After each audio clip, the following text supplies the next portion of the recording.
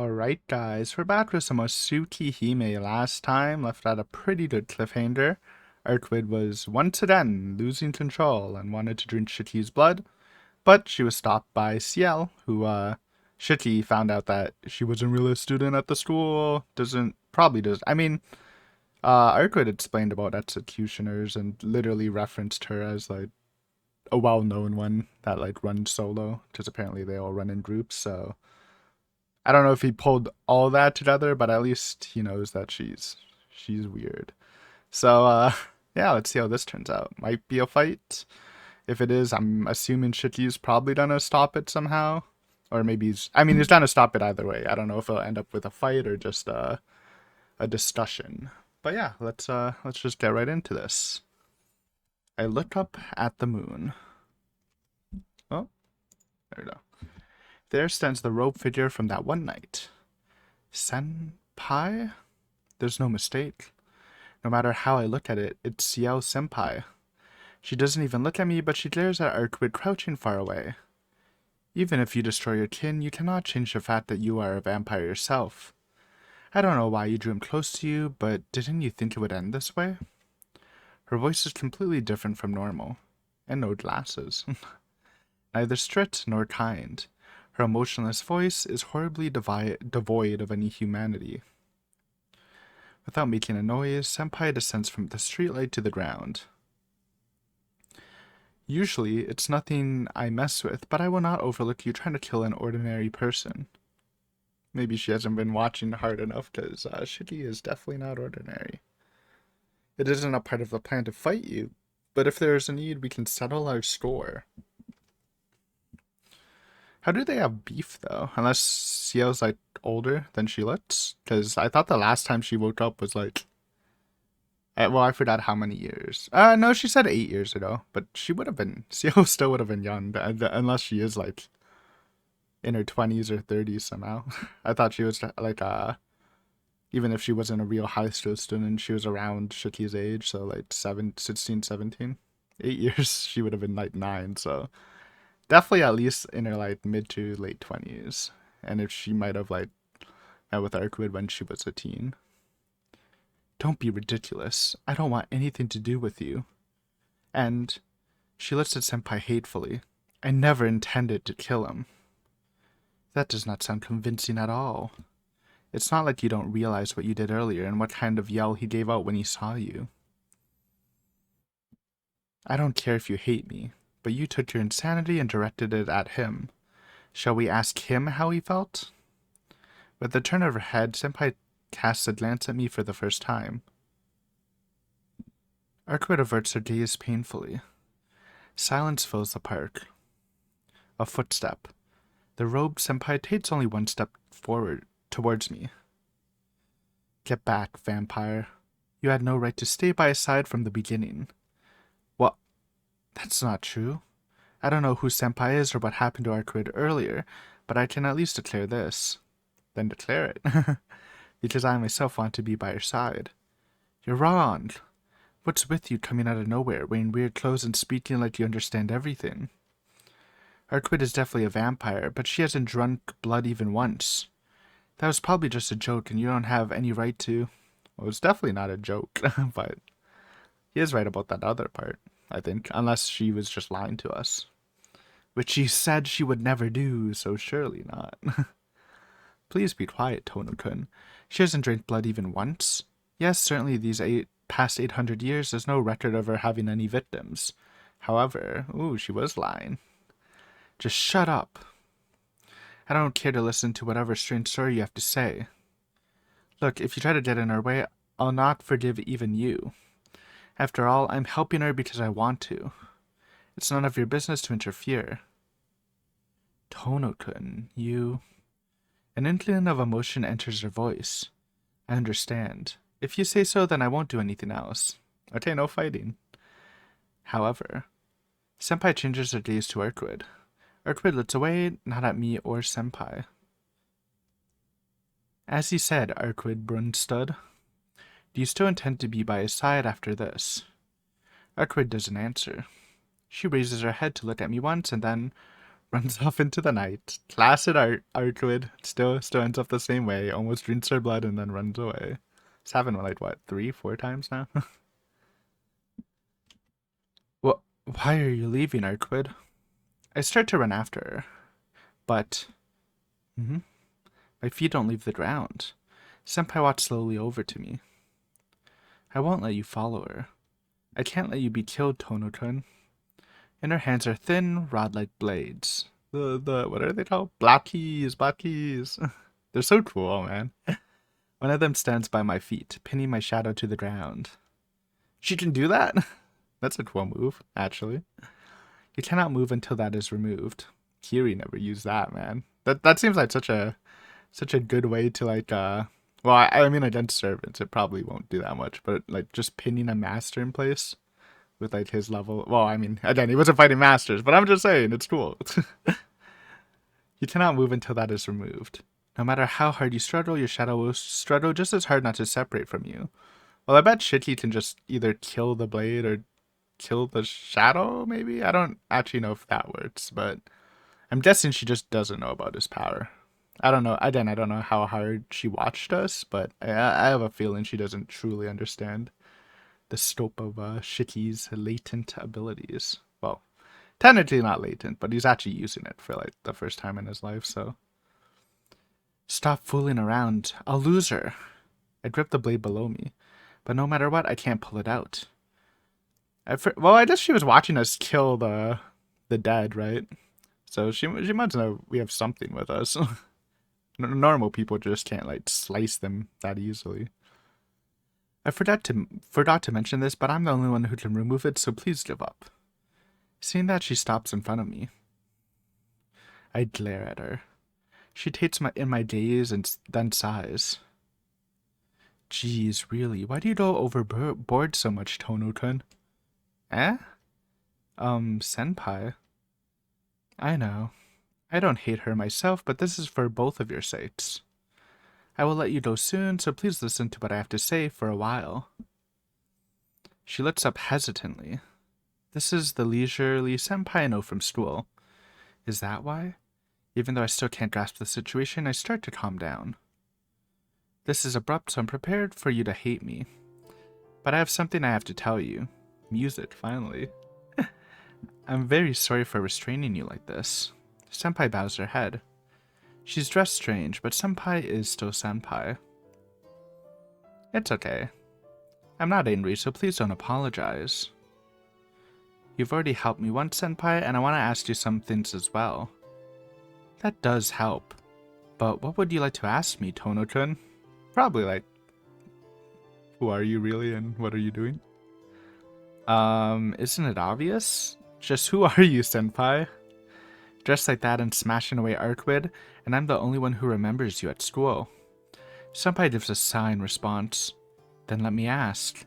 Tono-kun, what do you think about me? I've only heard some things from Arcwood, but about the church and stuff. Okay, he is connecting that. That's cool. I didn't actually think he would, because he's kind of clueless sometimes, but props are given when they are earned. That's right. As you know, I am an exorcist of the church. My specialty is hunting vampires. I can't answer anything else, but I think that is enough for you. I'd like to know more, but I'm sure we'll learn her backstory when we actually get to her route. Enough. Why would someone like you even come to my school? I mean, we haven't even learned about her curry stuff, which I assume it has to be a thing. There's no way they made that like Shia's whole personality in Higurashi when she's supposed to be a reference to her and Seo not liking curry. That would have been crazy. So, if you wanted to exterminate vampires, wouldn't you be searching the city like Arcwood? No, there's a reason for me coming to your school, Tono-kun.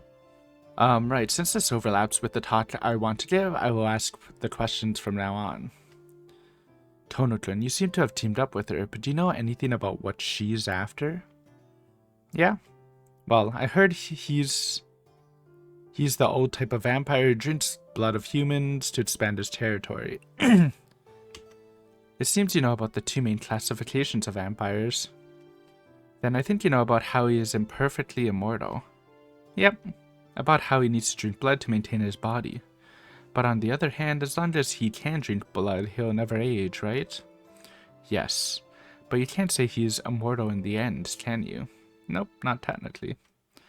Besides, there are ones for whom drinking blood does not maintain their body fully, and there are some that are exterminated by us. Well, exterminated by you. I don't think that's a classification of vampires compared to the other two.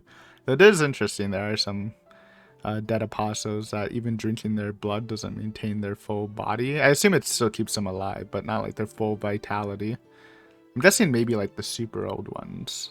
Maybe. You can't call something that can die like that immortal. Well, certainly he's not immune to death. I don't know what Senpai's trying to get at here. Is this related to why you came to my school? Of course. Jeez, please wait until I'm finished. Okay, but if you could give me the short version, I'd appreciate it. Yeah, he doesn't like long explanations, which I'm not a fan of, because I actually do enjoy explanations. Oh, really? If that's the case, then I'll explain as directly as I can. Senpai seems a little disappointed. Me too. Then a simple explanation. Anyway, the mortality of the vampires known as dead apostles is very unstable. For them, it is merely a prolongation of their lifespans many times that of normal people. A question. Not only are their lifespans long, but they also have unnatural powers. Is there any relation? Not really. Their individual powers are the things they had when they were human, strengthened over hundreds of years. Okay, though I assume they gain, like... Well, I was trying to say, I assume they gain, like, some physical abilities, but maybe not. Maybe not. And it made sense since most...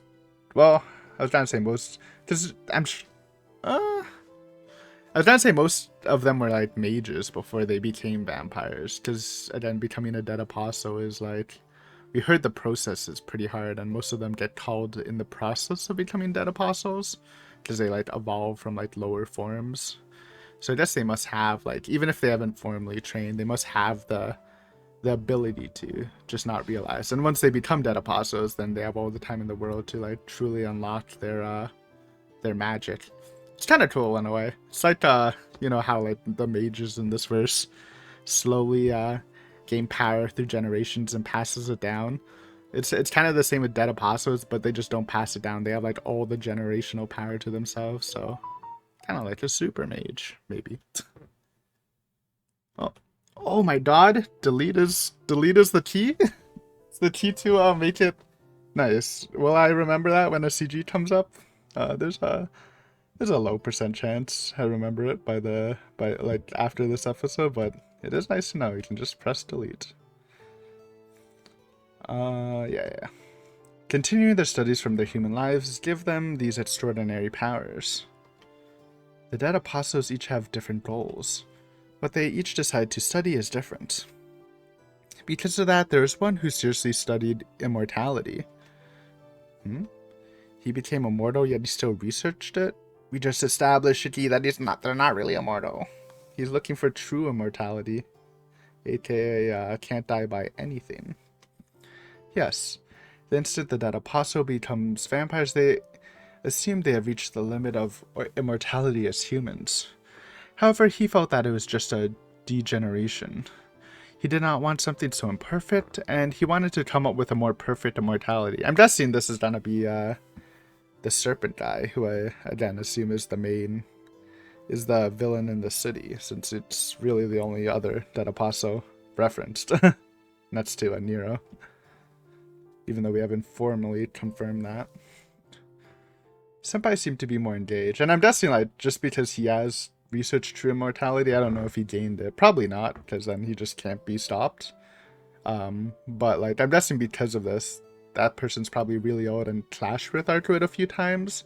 That's why Chaos Nero was like, oh, you know, your rival or whatever, your sworn enemy, because Arcuit probably failed to kill them like at least once or multiple times. Senpai seems to be more engaged, but as long as something has shape, it cannot perish. There isn't anything that can withstand the passage of time. Vampires merely have a resistance higher than that of humans. Anything living internalizes death the moment it is born, even if in possession of a body which does not age. As long as it exists, it cannot escape death. To escape death is to die. This contradiction is a problem that cannot be solved. Yeah, everyone has death within them. Shiki knows that better than anyone. If there's someone who doesn't, then that's probably something that never existed in the first place. Even Arkwood can die during the day. There can't be anything that cannot die in this world. That's the reason, but he concluded that if he could preserve his existence after death, he would be immortal. It isn't in our doctrine, but that's what you call reincarnation. Even if you die, you can preserve your sense of self and start over again as a new human. That would be eluding death. Okay, so the immortality he's researching isn't actually being unkillable. It's even if he dies, he'll just, I don't know if he just gains a new body or he actually just, like, becomes a baby again or something. But that's the kind of immortality. So I guess it is beatable, but, like, if he just reincarnates, then is it really beatable? Maybe in the moment, but not in the long run, huh? And that might be... And if that person has found that way, then that's probably why Arkwood hasn't destroyed him. Well, when he isn't completely annihilated, he isn't dead, so it's actually not quite eluding death. Reincarnation? You mean if he dies, he'll start over as a baby? Yes, oh, that's... Okay, so it is baby and not just transporting to another body. So it is kind of a long con. Obviously, he's immortal, but, you know, starting from a baby is kind of rough. Even if he does maintain his, like, knowledge and personality, which I assume, well, maybe he does, maybe he doesn't, and maybe it just, like, comes as he ages. But it's still kind of, like, rough, because you have to spend the first couple years, like, first, like, you know, let's just say 18 years, or maybe 16 years, because Shiki's already popping off at 16. Like, just living normally. Like, you can't really do any devious things as a little kid, right? Yes. While he is alive, he chooses his next host, and when it's born, he transmits all the information to himself. That's cool. So he has to, so it's not automatic. He has to actually make preparations. So, like, the ultimate way to kill him would be killing the body and then killing him as a baby. Because I'm assuming as, like, a baby, maybe as a child he can, but as a baby you can't, you probably can't, like, choose a target to implant, because that probably causes, I mean, that probably needs, like, some sort of preparation, like some incantations or stuff, right? His information stays deep within the baby until it matures, or until it gains its intelligence as its own. Answering all my questions. This is another cool power. One thing I really like about this series, and I guess just the Nastyverse in general, especially with, when it's talking about the magics, are actually the abilities. I think they're, like, really cool. Like, I still think Nero has, like, such a cool ability. Very, Lidati-ish. And this sounds cool, too, honestly. As soon as the baby has the intelligence to succeed himself, the baby becomes a new vampire. That is him. That's so cool.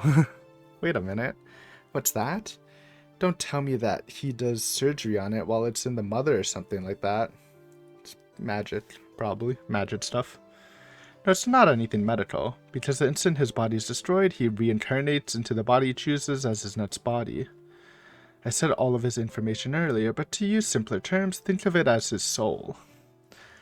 It wouldn't be quite correct to say his soul propagates through the air and takes over someone's body, but it's similar to an electromagnetic wave. In this case, the human brain is what does the transmitting and receiving. His exceptional point is that he took this soul, which is incalculable, and something that disperses as soon as it leaves the envelope of the body, and processed it as something that could be transmitted. Sorry, Senpai. I can't see how this relates to you coming to my school. Is he saying that someone in our schools... the guy? Or... oh, this would be devious. But I don't know how they would choose Shiki. But, like, what if, like, Shiki is the next reincarnation of, the Serpent? Which would make sense. Like, if I don't know if they keep the abilities of the person they reincarnate into, but I'm sure the I'm sure the vampire would want the mystic eyes of death perception, which he might already have, and maybe the reason he can see lines of death is because he already connected to Shiki somehow. Which is interesting. It also kind of makes me think that it would be someone we know who's the vampire, but I can't. There's not really that many named characters, and I'm like 90% sure it's not gonna be like Arihito. Could be the girl. The girl that was introduced like at the very beginning with a sprite. I forgot her name. I think it starts with an S, and she's just been missing for a while. It could actually be her, not ironically. That would be surprising.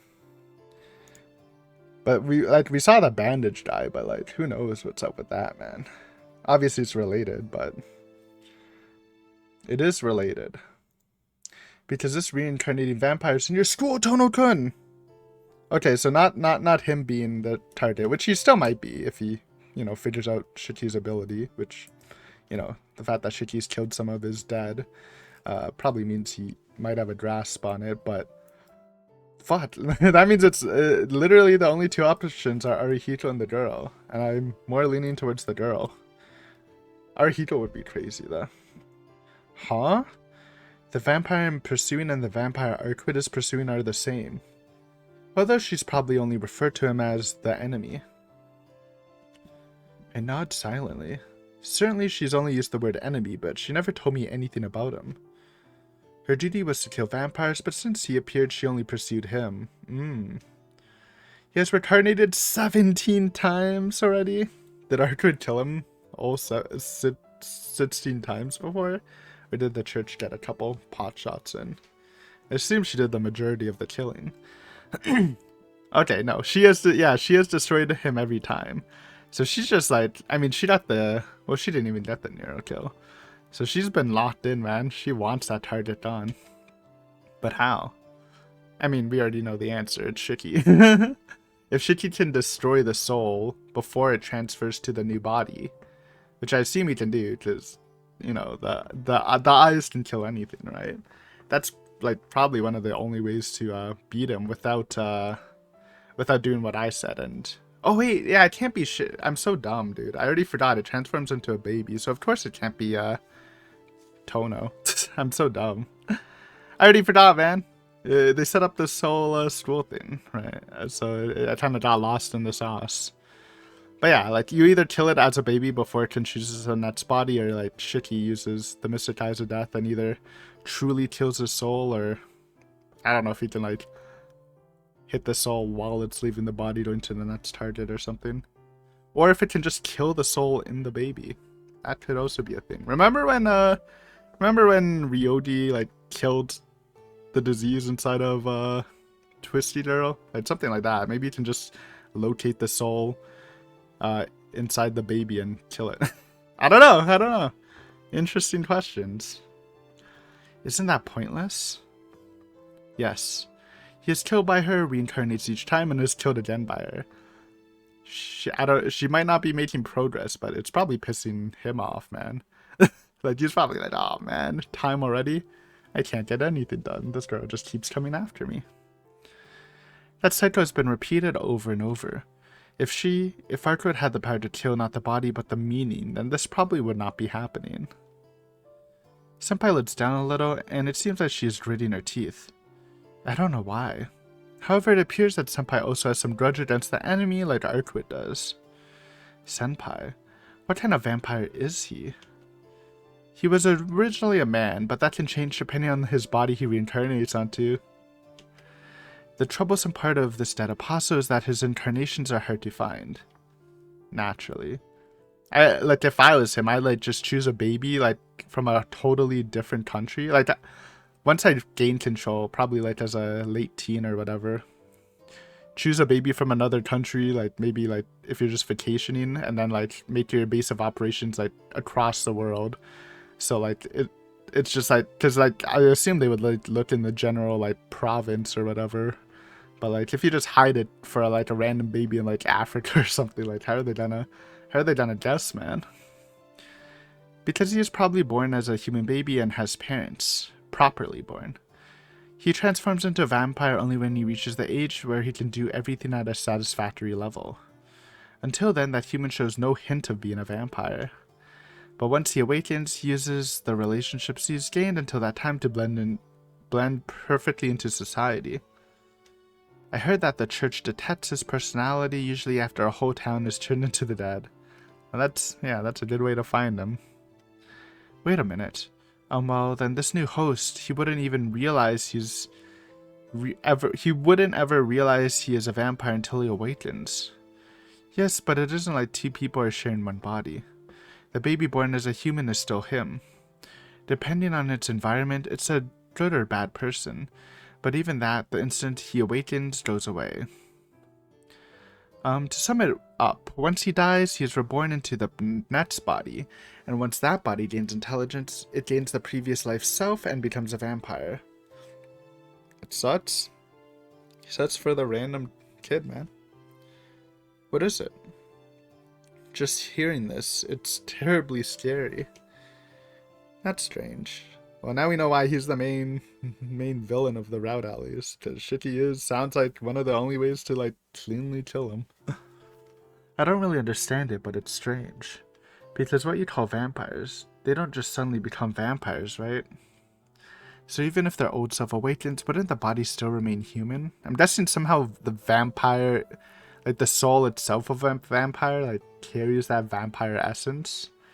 And then, like, just takes over the soul of the other one, right? That has to be the only answer. It's not just a purely physical thing. It's like affects the soul. No, reincarnation isn't the transmitting of personality, it is the transmission of the soul.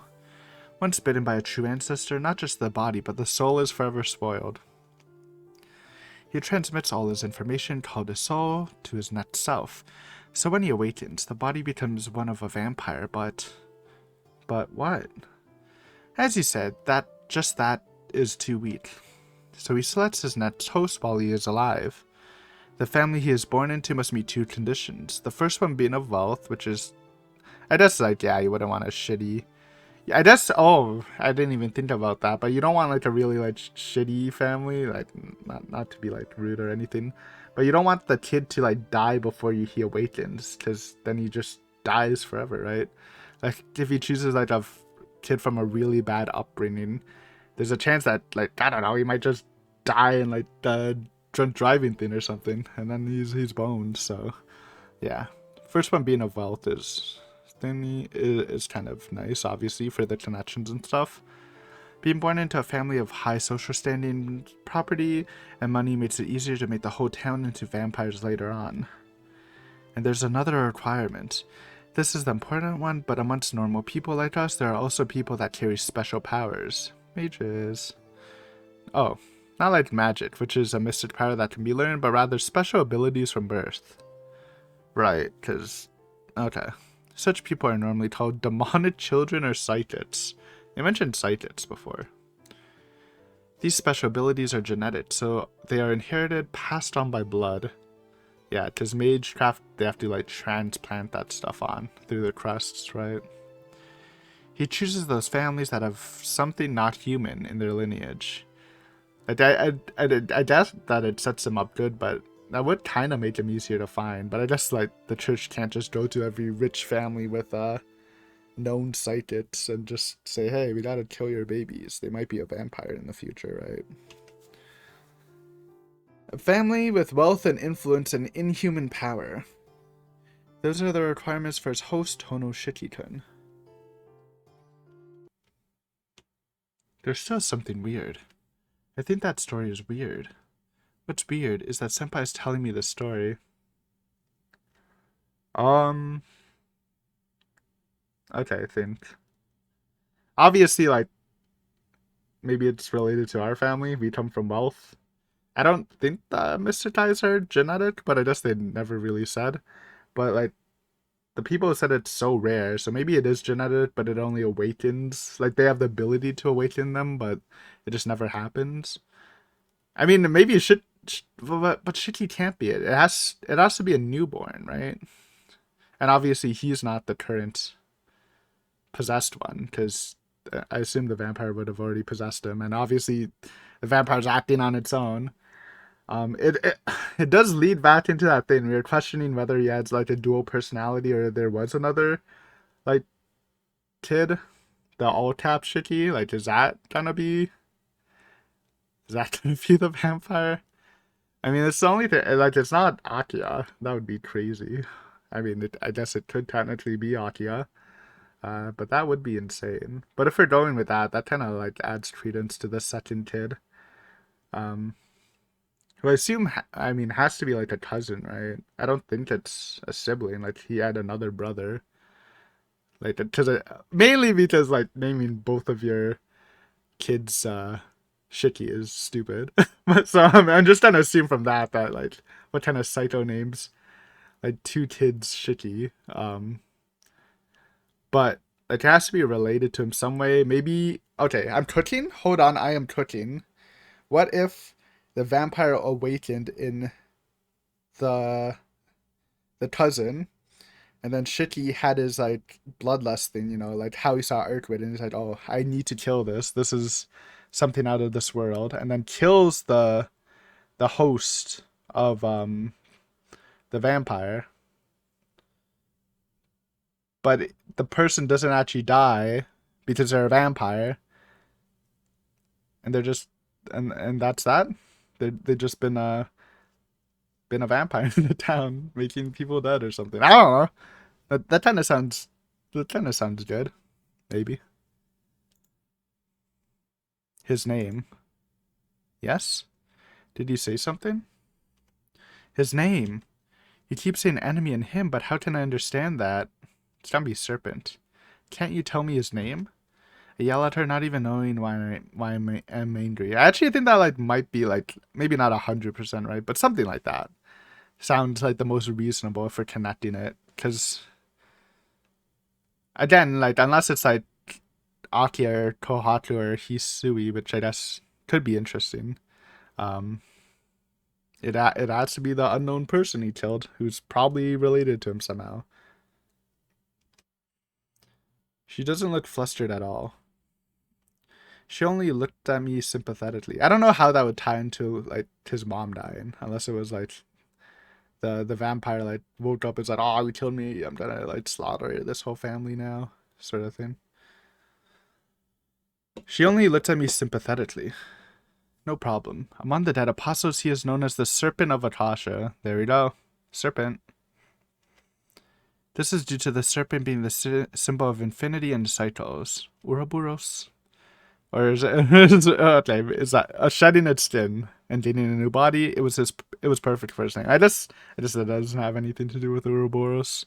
Is that a dragon or a snake? I thought it was a snake, but it made sense. It made sense. Shedding skin. On the other hand, he is recorded in the church as the Infinite Reincarnator, much more literal nickname. His human name is Michael Roa Vald Mejand.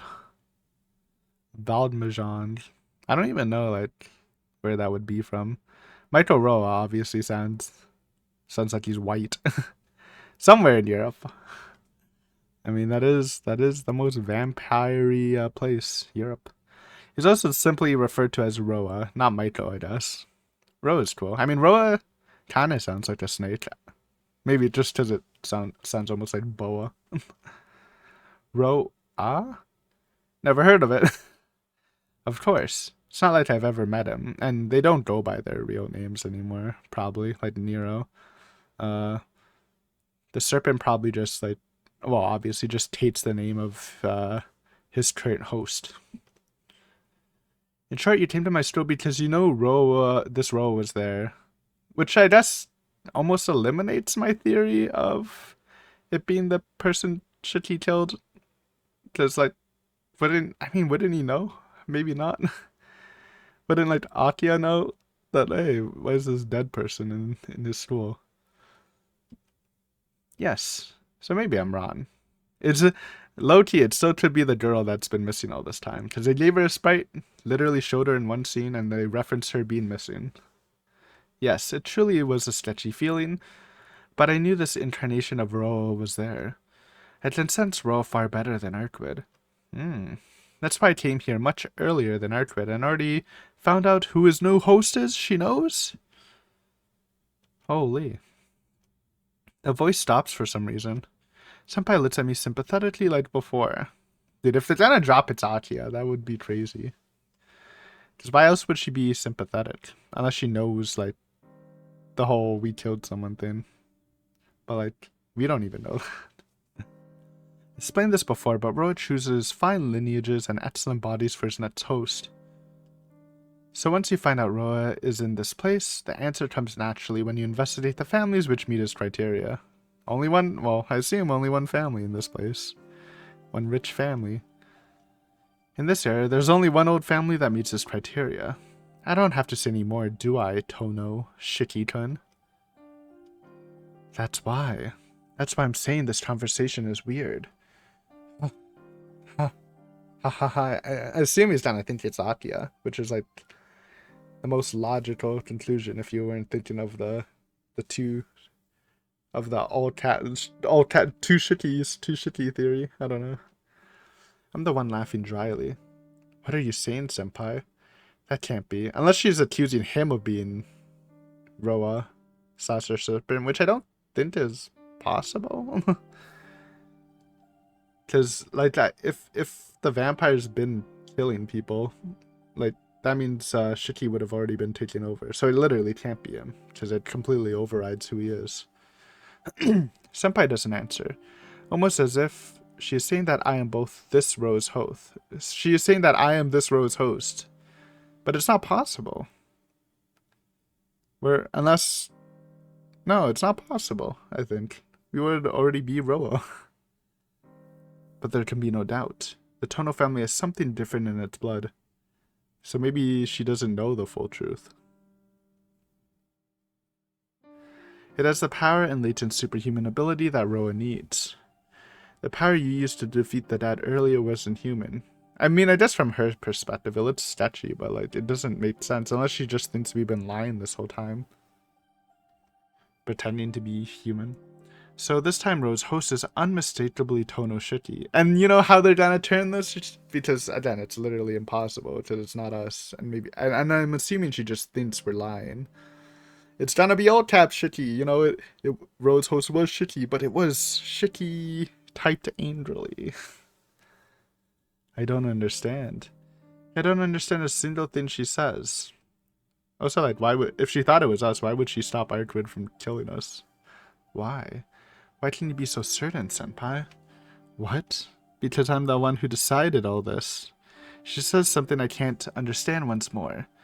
What? But it's different. You were the one killed, yet you are the one who survived. Ah? The one killed survived, and the one who killed is dead. I think all the mistakes began there. I don't know what you're saying. The one killed...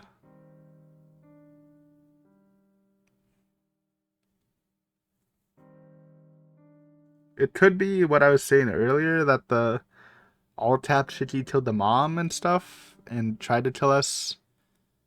But maybe retaliation and unlocked the mystic eyes and like wounded them really badly where you had to go into hiding sort of thing. That's all I can think of. The other option is the flashback that we were the one all bloody and on the ground, and I don't know why that would make sense. Like I'm saying, in the flashback, we weren't the one who killed the kid, but we were the kid, and that person killed us. But like we were looking through that person's POV, so that one doesn't make much sense. I don't know. She says so as if she's on the verge mentally. Senpai pulls the sword from the ground by my feet. Ah, that is all I had to tell you. I'll leave the rest for you to decide, Tono-kun. I think she knows stuff, but she's being all vague about it. Like it almost seems like how she said it last time. It's like, oh, you can decide what to do from here, but he doesn't know shit, man. Your vague talking wasn't enough for him to understand what's happening. Leave it to me. But according to your story, to be honest, I don't know either. You are an incredibly ordinary person, like a student you could find anywhere. My intuition has to be wrong. Okay, or maybe she doesn't understand. But what was that whole... the killed survived and the one who killed died, then I don't know, man. We'll find out eventually. Because you are someone who shouldn't be in a world like mine. With a sad smile, Senpai leaps an incredible distance from me. Bye. As if trying to tell me she's someone else now, an unreachable far distance. I still can't leave Artwood alone. Unless I chase after her now, I feel like I'll never see her again. You're going after her, Tono-kun? Senpai's voice returns to the way it was when she drove off Artwood. An inflectionless voice devoid of emotion. Yeah. Because you're a person of the church, I know she's an enemy of yours. But a lot of things happen and I agreed to help her, so I have to look for her. I don't know what she'll do if I leave her by myself. Laughing as if it was a joke, I tell her later, then turn around. Please wait. If you go after her, you will only get killed. You must not see Arkwyd Brunstad again. Only get killed? Well, you may not believe me, but she really doesn't suck blood.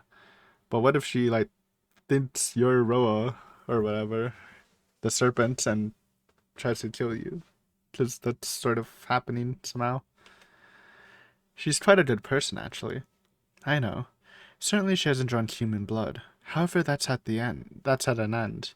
A true ancestor who gives into the vampiric impulse once can only fall downward from there. My feet freeze in place. Senpai? True ancestor, vampiric impulse, what do you mean? I mean the desire to drink blood, Tono-kun. Well, she hasn't actually done it yet, but she say that now that she's thinking about doing it, it's kind of slowly devolved from there. But I believe she's strong enough. I think maybe if she actually drank blood, maybe that's too much, the taste of human flesh sort of thing. But I don't know. The vampires called Dead Apostles mostly became vampires after vampires sucked their blood. Mostly. To preserve their bodies, they need the blood of humans. In other words, they can't escape drinking blood if they want to live. But the ones that were vampires from the beginning are different. The Dead Apostles were originally humans like us, so maybe you can still call them human. However, if someone was born a vampire, can you call it human? No, because it's literally not a human. I mean, Dead Apostles aren't either, but at least they were originally human. What are you saying, Senpai? I'm asking about Arkwyd. This is about her. I won't let you say you never thought about it. If Dead Apostles become vampires from vampires, there has to be an origin, an existence that is a vampire from the beginning. I mean, we know all this. Maybe he hasn't fully grasped it, but he learned this, pretty early. Arkwyd literally said that she was born a vampire, and those were true ancestors. But, maybe it's harder for him to really think about that when he's in love and treating her like a human when they're just different species completely. These vampires are completely different species from us. I didn't even read that, but she said it too. We call the true ancestors.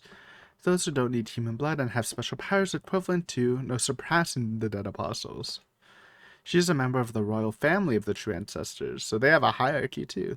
I mean, they did call her princess, and she grew up as a princess, but yeah, that's interesting. I don't know how, I'm just gonna assume they're not gonna go too deeply into that. If ever, they would probably do it now or in Ciel's route, when obviously the two people experience vampires. Don't assume the other three routes have that experience. But sounds interesting.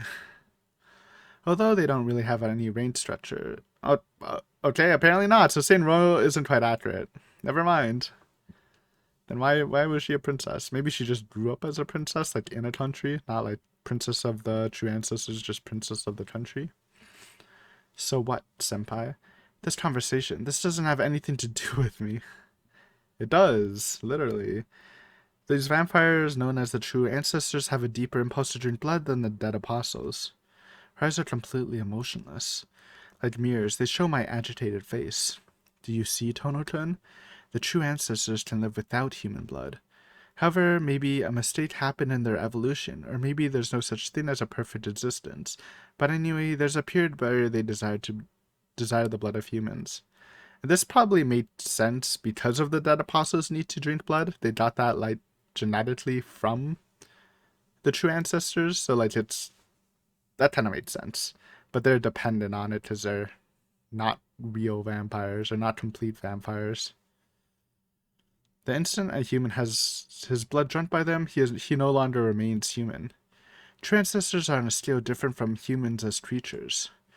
When the powerful life of a true ancestor touches the blood of a human, the sheer difference means the human cannot remain human after such contact.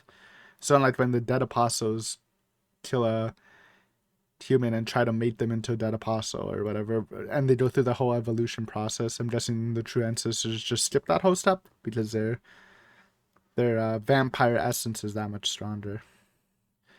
Like a small wave absorbed into a larger wave, that person becomes a part of the true ancestor. To simplify, it becomes a doll. The problem is there's no reason for their vampiric impulses. There's no reason, so there's no way to stop it. The fatal flaw in an otherwise perfect existence. You can call it a terminal illness. Anyway, they live by resisting their urge to drink blood. It isn't a matter of using the mind to put up with it. They use all their powers to resist the surge and seal it within themselves by force. By using their enormous power on themselves, they are suppressing the vampiric impulse. But if something external causes them to lose their power, what do you think what happens to their ability to suppress it? So it's not just purely like love and shitty. It's actually because we killed her and she's been like crippled this whole time. She just can't control her urges as much to suppress it. That's actually interesting. I didn't think of that, but that makes a lot of sense.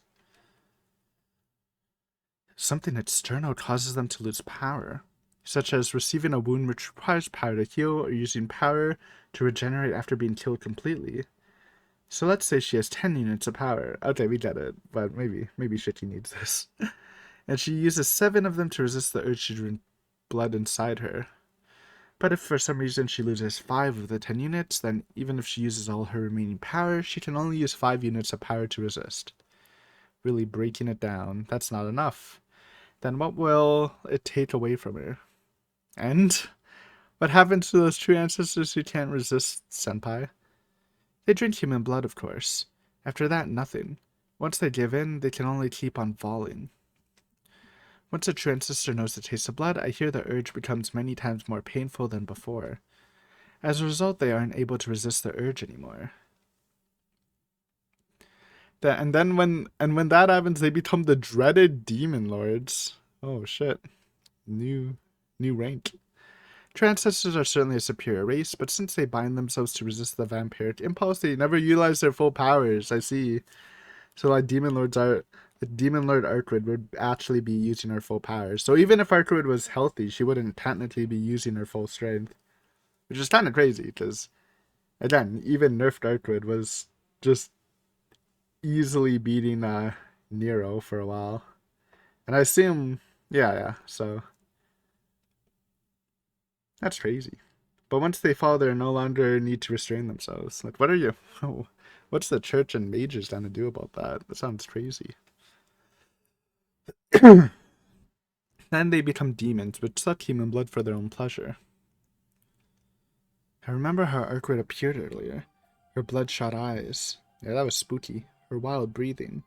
Or, yeah, that was the high CG. I was thinking of her Mystic Eyes, which isn't the same thing. But the Mystic Eyes honestly looked spookier. But the bloodshot eyes when she looked really high, or with pink eye, that was also weird. Her breathing assailing my neck. Lies. That's a lie. Because she certainly said she's scared of drinking blood. Ah. Yeah, she's scared. Because when she does it, she knows she won't be able to stop. If there is any salvation, it is the urge is instantaneous. The true ancestors keep just one subordinate for the time the urge gets too great to suppress. That's the beginning of those called dead apostles. There's something that is already dead. A vampire kept alive for the sake of easing the pain of the true ancestors. That is the form of the vampire in the city. And somehow they broke off. But she doesn't have such a thing. No, until now she never needed one.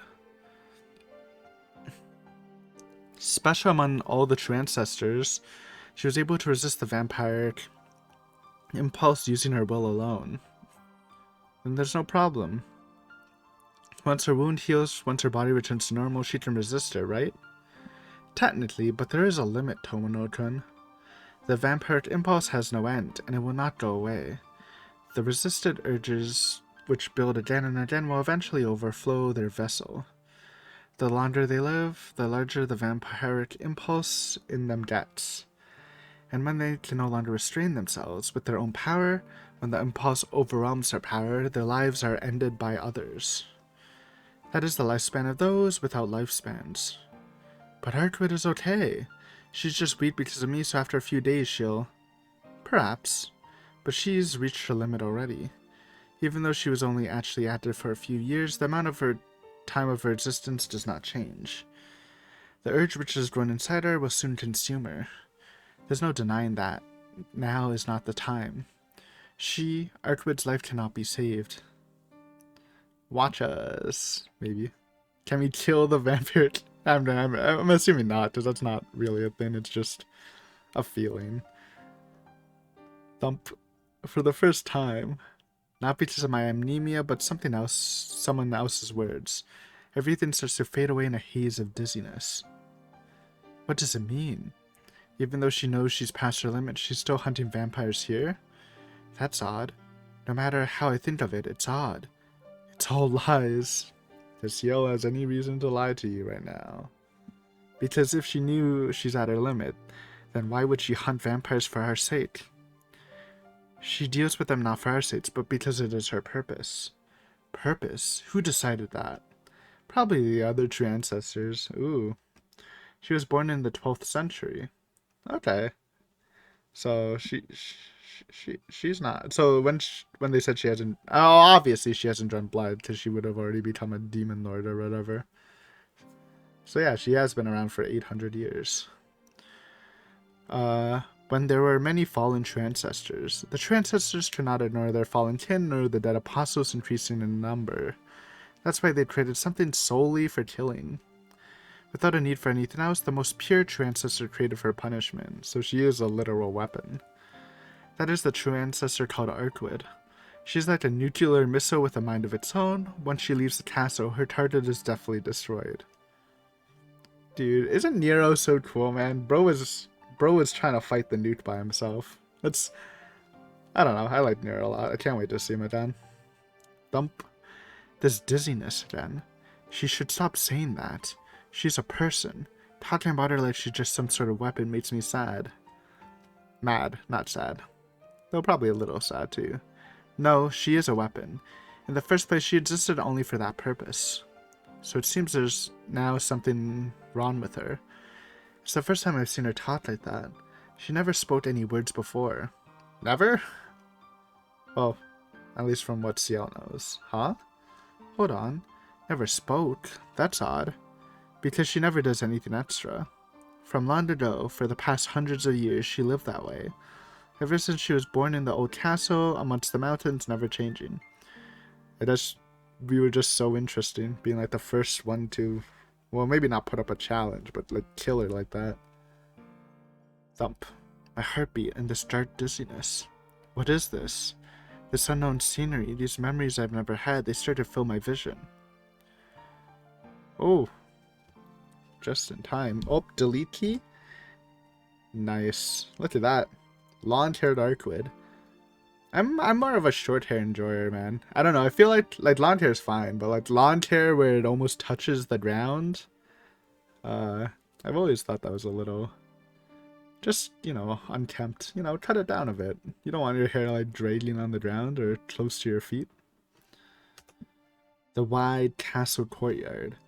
The unadorned grassy field inside the solitary castle. The white girl stares blankly up at the sky. She did not have any extra knowledge or freedom beyond what is needed for her purpose. She only goes outside when her target is determined. She gets taught only the information needed to deftly destroy the enemy. No one is there. No one to talk to. Not even another face to see. After killing her target, and when she returns to the castle, her taught knowledge is washed out and she's taken to sleep. Ooh, so if she leaves after this, she's trying to forget about Shiki. That's rough. Without knowing anything, nothing other than killing vampires. There's nothing. Such as the fun of speaking with someone else. The precious moments of seeing someone else and greeting them. She was excluded from all that. Her power was strong enough to defeat the fallen true ancestors. But it's ironic. She was so powerful that she was shunned by the rest of the true ancestors. Even while praising her as the princess, no one approached her. Even while giving her a castle, her world was only the dark basement. So there was nothing to give her any feelings. So I guess they just gave her princess because she is the strongest one, just to show some respect to her.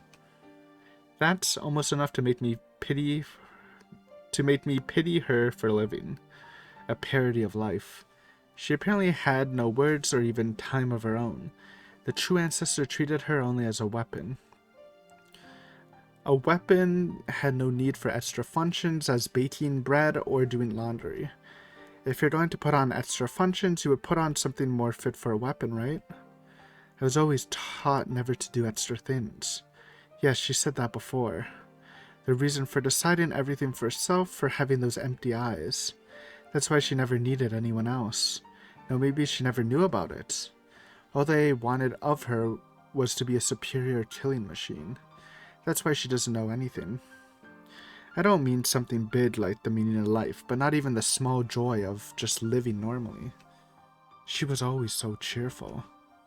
Even trivial things made her so happy. So I thought she was always like that. But I was horribly wrong. She really was just enjoying those simple things. She must have enjoyed those things so much. Because it's so fun. I never thought about how life could be fun just by living. Like it was an uneasiness she couldn't understand. The classroom filled with the red setting sun where she asked me those questions with a reserved voice. Even though Arkwood has existed for so long, she knows less about living than we do. If you convert it to the time she was allowed to move freely, it is amazingly short. Her lifetime was spent almost entirely in sleep. Most likely a deep, dark sleep. Really? I have enough fun just talking, you know? That's why she loved talking with us nonstop. This is cool. I like this. Really giving a depth to Arkwood. After dealing with all the fallen true ancestors, she did not leave the castle. Having fulfilled her purpose, the true ancestors sought to educate her properly. However, she could not be free. Because of a slight mistake, she ended up killing all the true ancestors remaining in the castle. What happened there, man? Seems like more than a slight mistake.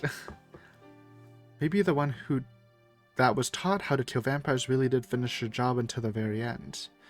In the end, she was left alone. Is she the last true ancestor? Is that what it's trying to say? So this really is the end time of the vampires. Only one true ancestor and a couple dead apostles left roaming around. And I guess that's why they're free, because all the true ancestors are gone. So they're now like the superior race. After killing all the true ancestors, she sealed herself up in the castle. In the empty castle of the true ancestors bound with 1,000 chains. Whenever Roa is reborn, she awakens from her sleep and moves around for a short time. In the middle of that Fitz world, she never said a single word. That's why she is a killer down to her very core. Even though the true ancestor which bound her are now gone, she still wanders around with the sole purpose of killing vampires. Also, I just realized this. I know this is kind of off topic, but going back to Roa, and we assume he took over the boy that Shiki might have killed. Like, it kind of made sense he would actually have the mystic eyes of death since it runs in the family. Like, he would be able to forcefully awaken it. Unlike Shiki, who, like, accidentally awakened it. So that actually makes a lot of sense. So that's definitely where I'm leaning towards, even though, again, it's weird. Well, it's not weird if they're cousins, I guess. Though it's still kind of weird to me. Two people named Shiki. She probably does not have any other fun. That's a lie. That's not what made her happy. I wasn't watching anything.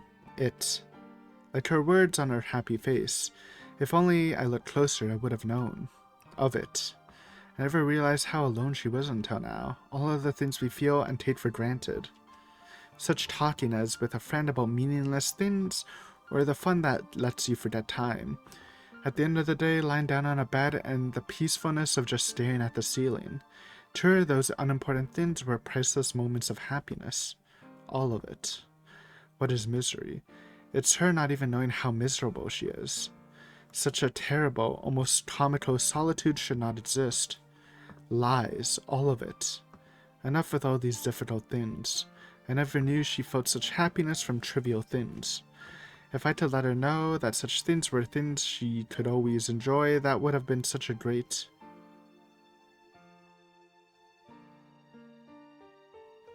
Alright, we're gonna end here, but obviously Shichi's gonna chase after her next.